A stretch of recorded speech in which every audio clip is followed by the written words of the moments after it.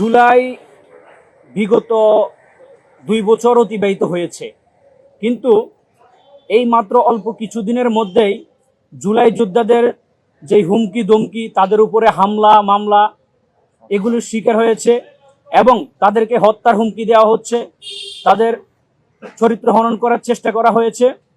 এগুলো আমরা সবাই দেখেছি, আপনাদের মাধ্যমে আমরা অনেক কিছু খেয়াল করেছি। তবে আমরা এতদিন এসব বিষয় নিয়ে কিছু বলিনি, আজকে আমরা বলতে বাধ্য হয়েছি এবং আপনাদের মাধ্যমে আমরা জানানোর চেষ্টা করতেছি। এবং আমরা গতকালকে দেখলাম যে শহীদ ওসমান হাদি, তিনি আমাদের জুলাইয়ের প্রথম সারির যোদ্ধা ছিল এবং ভারতীয় আধিপত্য বিরোধী সংগ্রামের অন্যতম একজন সৈনিক ছিল। তাকে হত্যার পরে সরকার অনেক গড়িমসি করতেছে তার বিচারে নিয়ে।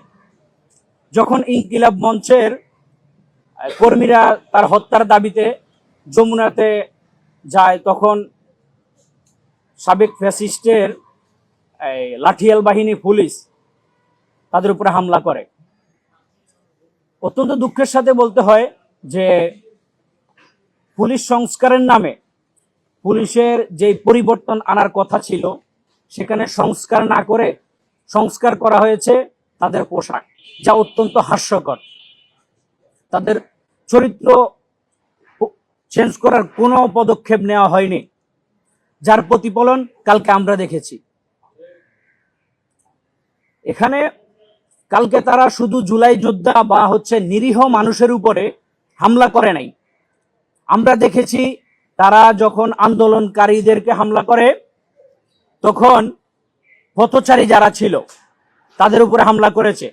ইভেন আমাদের যে সাংবাদিক ভাইয়েরা আছে তাদের উপরে নির্লজ্জ হামলা করেছে, যা এই জাতির জন্য কলঙ্ক, এই জাতির জন্য কলঙ্ক, অত্যন্ত লজ্জার, যা ডক্টর মোহাম্মদ ইউনূস সরকার থেকে আমরা আশা করি নাই। তো সেটার প্রতিবাদে আজ আমরা যে সংবাদ সম্মেলন ডেকেছি, সেখানে এখন আমাদের পক্ষ থেকে জুলাই রাজবন্দী পক্ষ থেকে বক্তব্য রাখবেন আমাদের প্রতিনিধি জনাব ইব্রাহিম নীরব।